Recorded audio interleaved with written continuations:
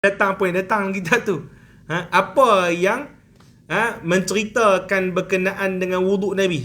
Apa yang menceritakan berkenaan dengan wuduk Nabi? Iaitu hadis-hadis baginda. Boleh? Jadi sebenarnya kalau nak terjemah harfiah, bab berkenaan dengan apa yang disebutkan daripada hadis. Boleh? Itu dia punya terjemahan apa? Harfiah.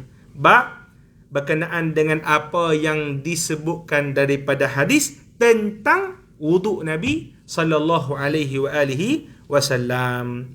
Hadis yang ke-179, Ibnu Abbas radhiyallahu taala anhuma berkata, anna Rasulullah sallallahu alaihi wasallam kharaja minal khala'i faqurriba ilaihi at-ta'amu faqalu ala na'tika, ataupun dalam riwayat yang lain, la na'tika biwudu'in, qala innama umirtu bil wudu' idza qumtu ila shalah. Ya, ibu-ibu ayah tengok di situ dia sebut tu wudu', satu lagi apa? Wudu' kan. Dia haraf sama betul. Tapi baris apa? Baris beza. Baris beza tu beza makna. Boleh? Kalau kita sebut wudu' itu apa dia? Air tu. Air guna ambil apa? Ambil wudu'. Boleh? Wudu', kalau kalimah wudu', perbuatan. Boleh? Macam tu juga ada beza. Sahur dengan suhur. Sahur dengan apa? Suhur. Mengaji lah syarat sikit. Lebih kan? Sahur dengan apa? Suhur. Apa sahur? Sahur makanan tu. Apa yang kita makan pada waktu apa? Waktu sebelum subuh. Tapi kalau suhur, perbuatan makan. Boleh? Jadi mana tepat kita sebut Melayu? Melayu macam mana Ustaz? Dah semua masuk sahur, semua sahur je lah. Jangan ada ubah-ubah lah. Maksudnya Melayu dah memang macam tu. Dan kita sebut daripada teknikal bahasa Arab. Boleh? Ada beza antara apa? Sahur dengan apa? Suhur. Seperti di sini apa? Wudu dengan apa? Wudu. Boleh? Baik, makna hadis ni secara keseluruhan, Rasulullah sallallahu alaihi wasallam keluar dari tandas ataupun jamban, lalu dihidangkan makanan untuk baginda sallallahu alaihi wasallam. Para sahabat bertanya, perlukah kami menyediakan air wudu untukmu? Baginda menjawab, aku diperintahkan berwudu semasa hendak solat. Baik. Dalam huraian yang disebutkan bersama dengan saya ni, saya terpaksa baca huraian, lupa lah. Ilmu tinggal lama lah. Jadi kita baca tengok huraian lah. Boleh? Kalau tidak dia pergi ikut mana? Tak tahu syarah apa. Tuan Guru Imam Bajuri radhiyallahu ta'ala anhu yang menghuraikan hadis ni, dia kata pada bab ini di sana ada dua makna bagi kalimat wudu. Dua apa makna bagi dua kalimat apa? Wudu. Yang pertama adalah makna dari segi bahasa. Yang kedua adalah makna dari segi syarak. Yang kedua makna dari segi apa? Syarak. Kan kita ada solat pun kan? Solat ada apa? Dari segi bahasa, ada segi apa? Syarak. Solat dari segi bahasa apa? Doa. Tapi dari segi syarak, perbuatan yang khusus. Boleh faham? Maka begitulah juga di sini. Kita akan lihat, kata Tok Guru, hadis yang ada dimuatkan kalimat wudu di sini ada apa? Dua makna tu. Maknanya ada kala membawa makna wudu syar'i, ada kala membawa makna dari segi wudu dari segi bahasa. Apa makna wudu dari segi bahasa? Kata Syekh, adalah basuh tangan. Wudu dari segi bahasa, basuh apa? Basuh tangan. Wudu dari segi syarak yang kita tahu tu lah, yang dilakukan sebelum solat. Yang dilakukan sebelum apa? Sebelum solat. Maka kata Tuan Guru radhiyallahu ta'ala anhu, maka kalaulah wudu yang dikehendaki adalah dari segi bahasa, boleh? Maka basuh tangan. Dituntut tak sebelum makan? Dituntut tak? Dituntut. Nanti kita akan tengok di belakang hadis ni. Boleh? Dia akan sebut nanti. Kalau sekadar basuh tangan sebelum makan ataupun selepas makan, maka pada ketika itu hukumnya sunat. Hukumnya apa? Wajib ataupun untuk dengan sekadar basuh tangan. Itu wuduk dari segi bahasa. Boleh faham Baik. Maka Tuan Guru radhiyallahu ta'ala anhu dia kata di sini, kita baca sekali lagi hadis dia. Ibn Abbas radhiyallahu ta'ala anhuma berkata, Rasulullah SAW keluar dari tandah. Jadi jangan bayang tandah macam tandah kita tu, tak. Bukan maksudnya ada tandah berbangunan, tak. Maka tandas yang ada pada zaman Nabi SAW adalah yang pertama, Nabi duduk di kejauhan. Boleh faham di mana kejauhan? Maksudnya jauh sampai orang tak nampak lah. Kalau disebutlah hadis, idza zahabal mazhaba ab'ada. Apa makna idza zahabal mazhaba ab'ada? Maknanya kalau Nabi SAW nak qada hajat, Nabi akan pergi tempat jauh, tak ada orang. Boleh? Dulu kan banyak padang pasir. Jadi kena jalan sikit sampai nampak tak ada. Maka ketika itu telah tempat apa? Qada hajat. Boleh? Ataupun Nabi SAW bersembunyi di sebalik apa? Pokok-pokok, semak dan sebagainya. Boleh faham? Itu yang dipanggil tandas yang ada pada zaman Nabi SAW.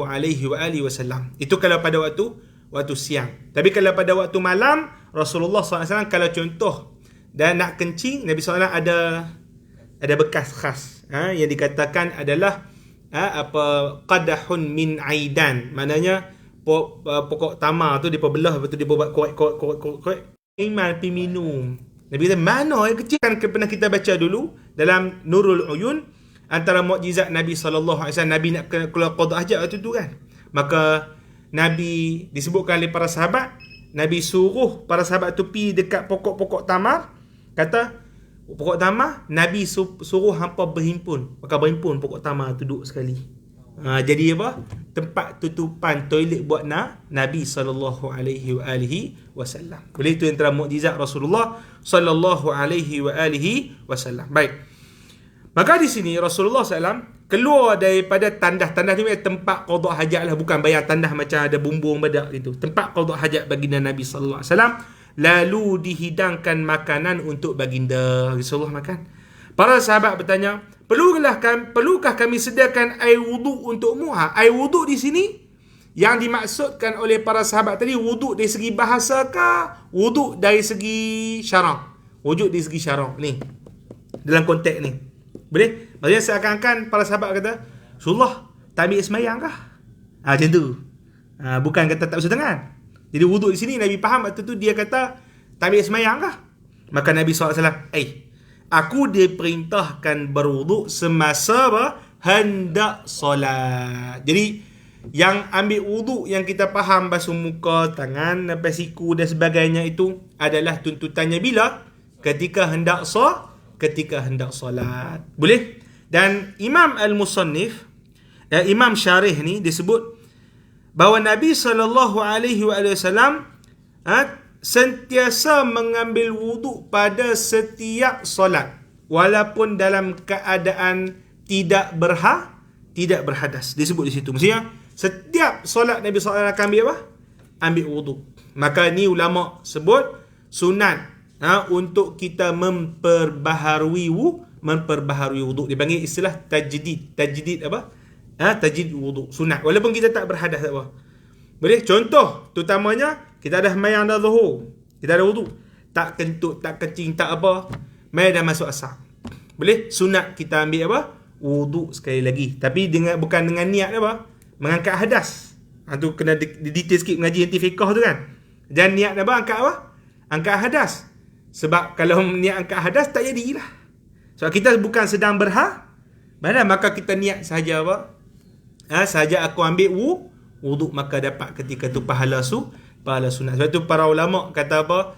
Selamatnya kita guna apa? Nak ketika ambil wuduk, nawaitul wuduk itu boleh selamat.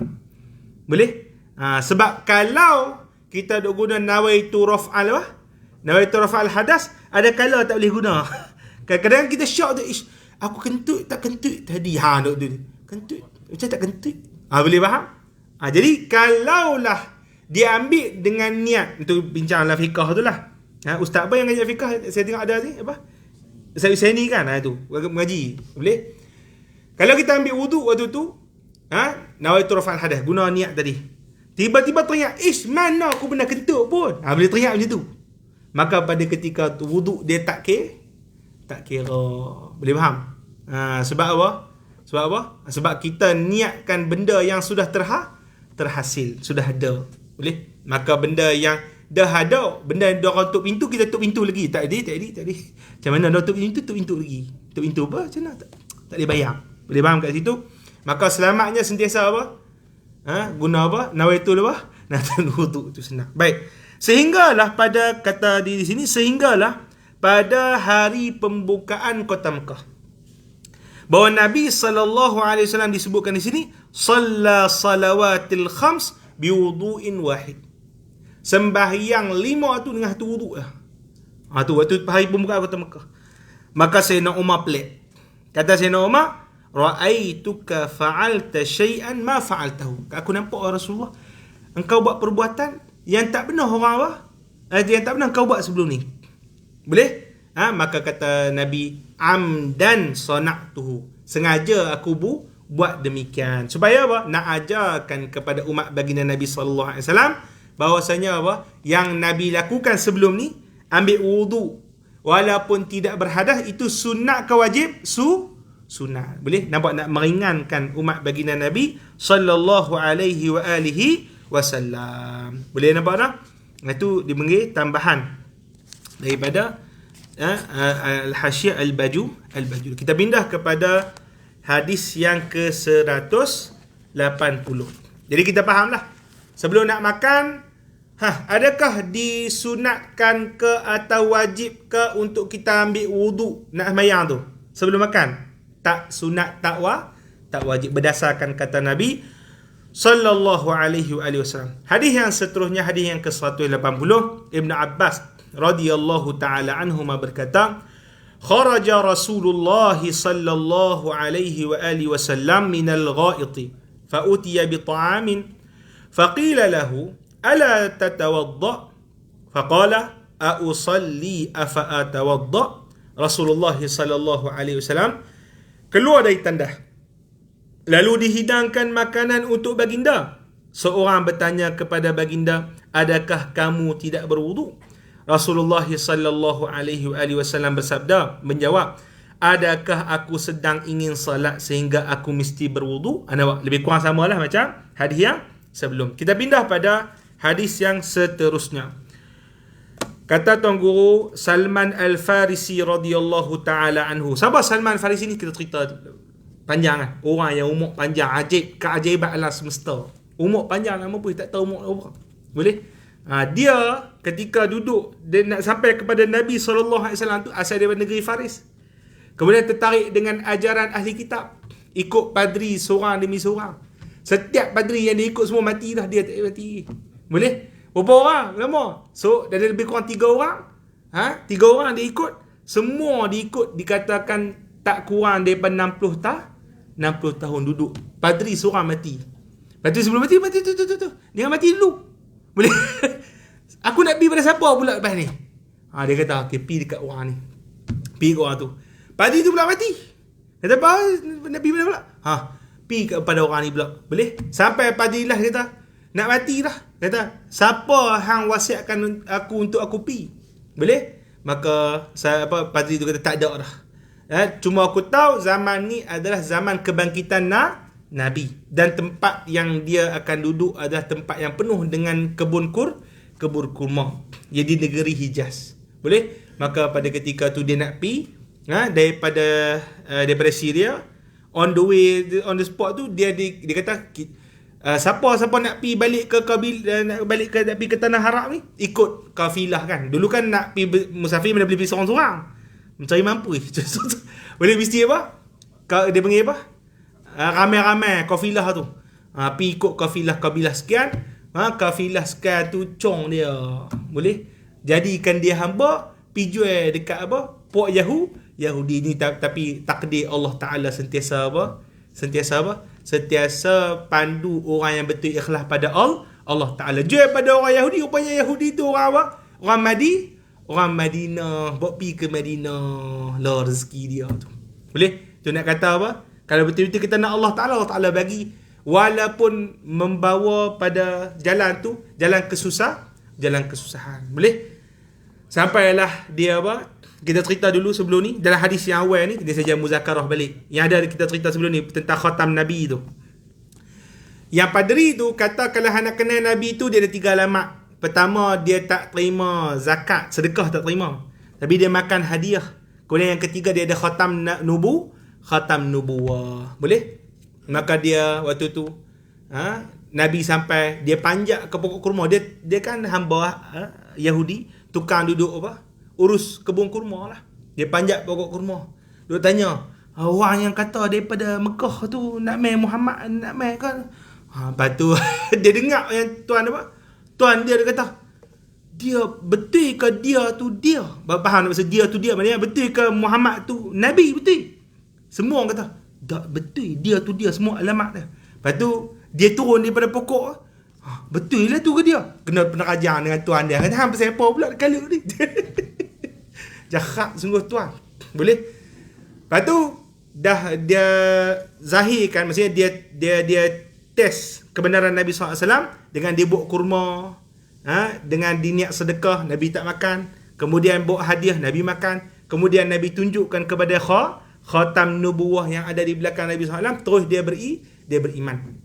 Maka Nabi ejah dengan Yahudi tu, tolong bebaskan dia. Tapi Yahudi ni dahsyat betul. Boleh? Nak bebaskan boleh. Yang pertama, kena buat 40 uqiyah emas, lebih kurang puluh ribu jugalah. Kemudian dia mesti tanam 360 kurma daripada kecil tu, dan dia jaga sampai berbuah. Satu kurma apa? Dekat 10 tahun. Nak dapat 360 kurma ni gaya Yahudi. Maksudnya dia takkan lepas sebenarnya tu. Boleh? Tapi Rasulullah SAW kata tak apa. Kita buat pengumuman, siapa para sahabat tolong pakat buat main anak pokok pokok kurma. Kau ji benih pokok kurma. Ji benih mau lekan 5 tahun pula. Ji benih pokok kurma kecil. Nabi kata aku akan tanam. Boleh? Tanam 359 pokok Nabi yang tanam. Satu pokok Sayyidina Umar tanam. Tahun tu juga besar pokok dan berbuah. Satu je pokok tak berbuah, Sayyidina Umar tanam. Maka Nabi SAW cabut dan tanah, tahun tu juga berbuah. Itulah mukjizat Rasulullah sallallahu alaihi wasallam bagi Salman Al-Farisi. Baik. Kan kita sebut dia banyak ikut padri kan? Kita tengok hadis ni. Salman Al-Farisi kata, qara'tu fit Taurah. Nampak Taurah. Dia biasa baca apa? Taurat. Anna barakat at-ta'ami al-wudu'u ba'dah. Fadhakartu dhalika lin-nabiy sallallahu alaihi wasallam. Wa akhbartuhu bima qara'tu fit Taurah. فقال رسول الله صلى الله عليه وآله وسلم بركة الطعام الوضوء قبله والوضوء بعده. Di sini wuduk ni makna lain pula. Tadi makna apa? Makna syar'i betul. Makna ambil mayang belum mayang tu. Ni makna wuduk di sini adalah makna basuh tangan. Aku pernah membaca dalam kitab Taurat yang menyatakan, tuan-tuan tu penting kena baca syarah ni. Kalau tidak saya tak wuduk pening ni. Orang Arab tu depa sama tapi rupanya makna berbeza. Tu kalau kita baca hadis, nak baca Quran, saya nak tanya buaya kan, kita kena pegang Quran Sunnah, jangan ikut ulama-ulama ni. Kita nak tanya, faham ke Quran Sunnah tu tanpa rujuk para ulama? Para boleh faham ke? Rupanya tak tahu ada beza antara dari segi bahasa dengan dari segi syarak. Kita kira harung sekali dah ikut dan. Boleh faham? Lah kali apa? Sesak berak, sesak dia tak tahu kata apa. Tu dia. Boleh? Tak faham. Ada orang ada di Mesir tak mau ambil ulama dia. Syafi'i, Hambali, semua tu orang panggil apa? Yang hampa sembah macam sembah padri. Tu dia. Bila masa kami padri tu dia waris-waris. Kita ni orang mengaji betul, tengoklah. Boleh? Maka dia kata, tak apa, kita ambil Al-Quran. Direct. Rupanya dia kata Quran tak suruh pun sembahyang 5 waktu. Mula dah. Boleh? Dah rupanya sembahyang ni ada 2 waktu ya. Apa dia? Bukratan wa asyi, pagi petang ya. Lepas tu lepas lama sikit dah rupanya mungkin 3 waktu saja kot. Lah dia main kot tu lah. Jangan. Boleh? Hidup tak lama. Boleh? Hidup apa? Hidup tak lama. Jangan kita bazirkan masa kita dengan apa? Kerja-kerja bodoh macam tadi. Boleh faham? Kita pun nak jadi businessman, nak jadi orang pakar, pergi cari guru dia, betul? Duduk jadi kuli dia. Tu cerdik lagi ni. Okey, mula try zero. Tu kerja-kerja orang tak cerdik. Boleh? Nak masuk hutan. Tak apa, aku makan semua dulu. Nak hidup, pokok-pokok kayu apa so itu dah mati dulu. Sebelum apa? Sebelum selesai merentah hutan. Jadi kena ada apa? Ada pemandu dulu, ada hello, boleh mana? Benda tu sunnatullah Allah Taala. Jadi nak kenal Allah Taala utuskan para nabi. Boleh tak Allah Taala bagi Quran terus kita baca? Boleh tak? Patutnya boleh lah, tak ada apa lah. Tapi tahu kita penimpala nanti. Sebab tu diturunkan Rasul. Faham Baik, tambahan dia tu. Biar masa. Bagi. Baik, Salman kata apa? Aku pernah membaca kitab Taurat yang menyatakan keberkatan makanan diperoleh apabila berwudu selepas makan. Aku memberitahu kepada Rasulullah sallallahu alaihi wasallam apa yang pernah aku baca pada kitab Taurat itu. Rasulullah sallallahu alaihi wasallam membalas, keberkatan makanan diperoleh apabila kita berwudu sebelum dan selepas makan. Sebelum dan juga apa? Selepas makan. Boleh? Baik. Maka Tuan Guru radhiyallahu ta'ala menyebutkan di sini, sekali kita baca, aku pernah membaca dalam kitab Taurat. Kitab Taurat apa dia? Salah satu daripada kitab yang Allah Ta'ala turunkan pada Nabi-Nabi. Siapa? Itu Nabi Musa alaihi salam. Bahkan disebutkan oleh Tuan Guru kita, Syekh Bajuri, dia kata, Taurat adalah kitab kedua teragung selepas Quran. Jadi kiranya yang paling agung Al-Quran, yang kedua adalah Taurat, yang ketiga Injil, yang keempat baru Zabur. Sebab Zabur dia sekadar zikir.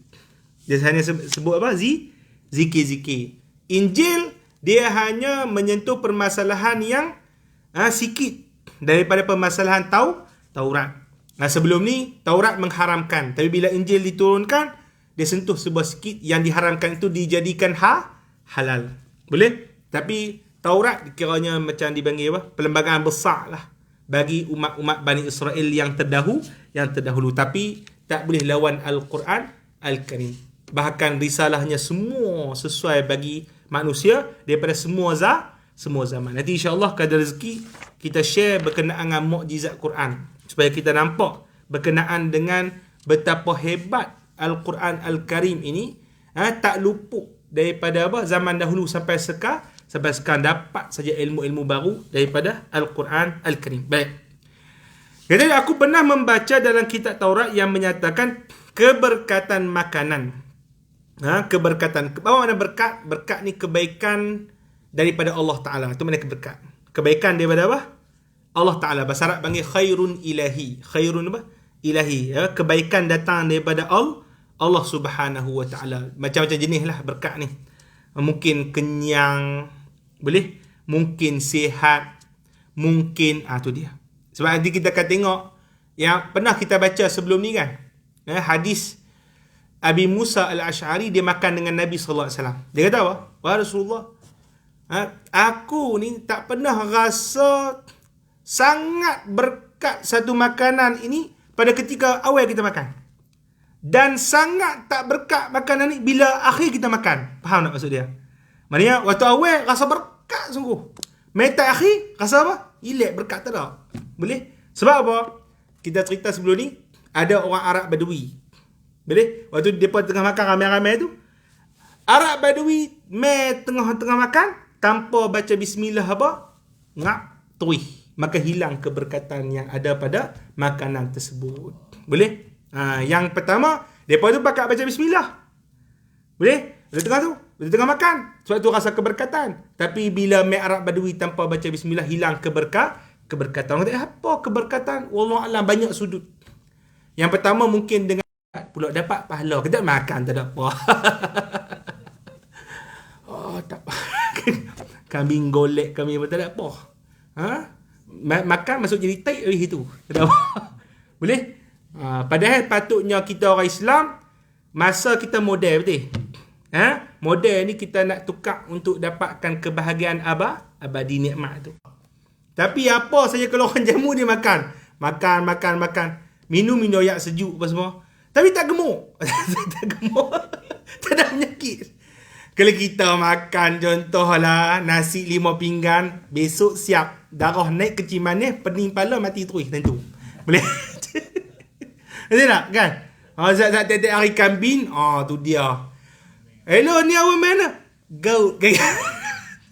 Betul? Dia tak ada sakit pun. Subhanallah. Lepas tu orang tanya, sebab apa tak ni? Sebab dia kata lemak-lemak tu dibakar zikir. Zikir.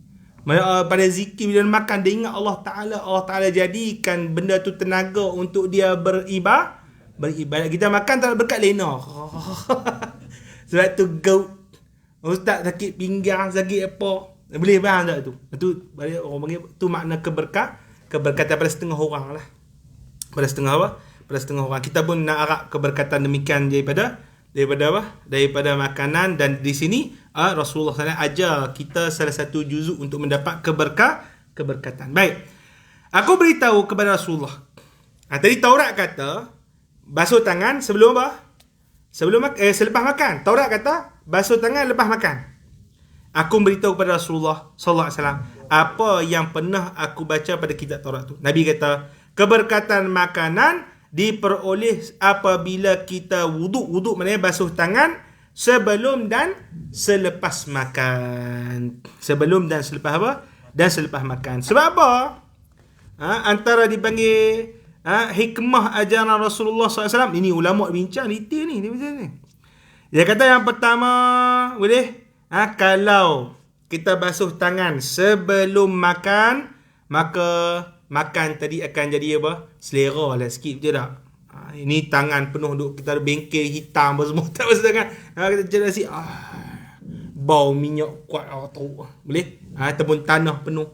Maka pada ketika tu kurang selera makan. Bila kita selera, kita akan syukur pada Allah Subhanahu wa ta'ala. Kemudian terhasil manfaat, menghilangkan mudarat, dan menzahirkan akhlak mulia.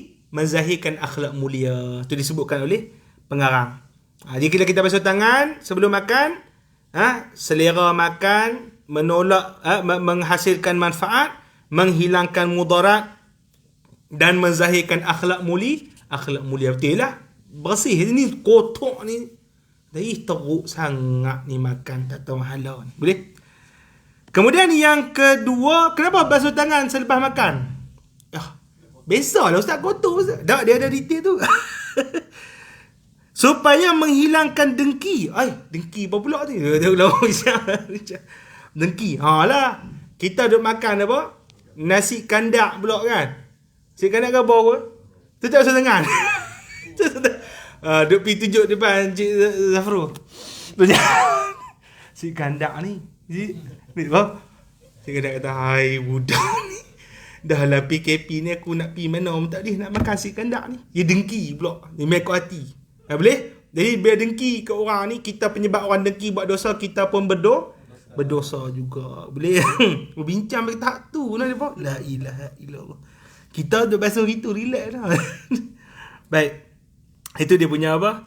Okay. Kemudian dia kata, dia bincang ni, disunatkan. Okay, kalau kita contoh ada orang tua dengan budak-budak. Mana nak basuh tangan dulu? Kalau apa? Kalau sebelum makan, siapa nak kena basuh tangan dulu? Kita ada budak-budak dengan orang tua. Dia kata disunatkan mendahulukan budak-budak. Kalau basuh tangan sebelum makan. Sebab apa? Tangan-tangan budak-budak lebih kotor ni berbanding dengan orang tua. Sekira-kira kalaulah air tu habis, maksudnya air sikit, boleh faham?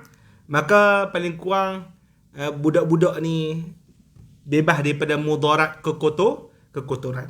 Boleh? Atau dia berbincang detail tu. Boleh?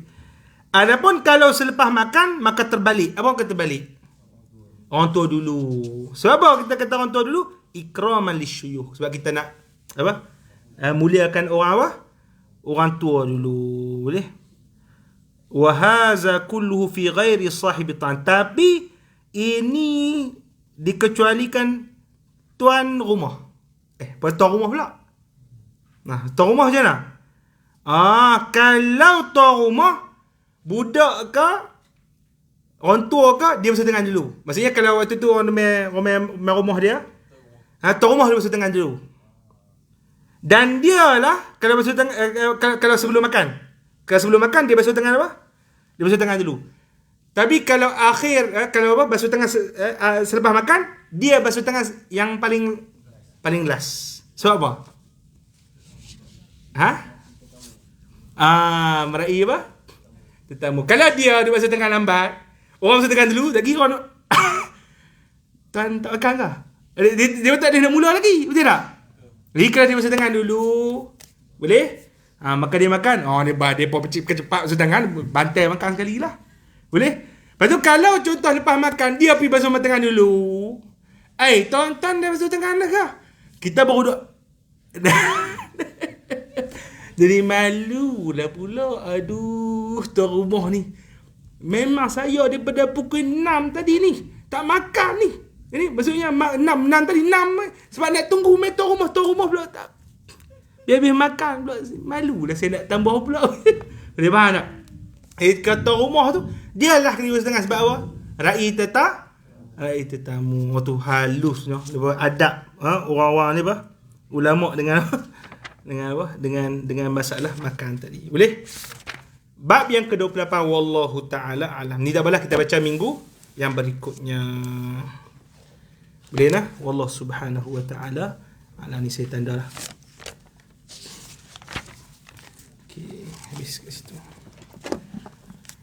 Jadi kita selawat kepada Nabi sallallahu alaihi wasallam. Allahumma salli afdala salatin ala as'adi makhluqatika sayyidina Muhammad wa ala alihi wa sahbihi wa sallim adada ma'lumatika wa midada kalimatika kullama zakaraka zakiru وغفل عن ذكره الغافلون اللهم صل أفضل صلاة على أسعد مخلوقاتك سيدنا محمد وعلى آله وصحبه وسلم عدد معلوماتك ومداد كلماتك كلما ذكرك الذاكرون وغفل عن ذكره الغافلون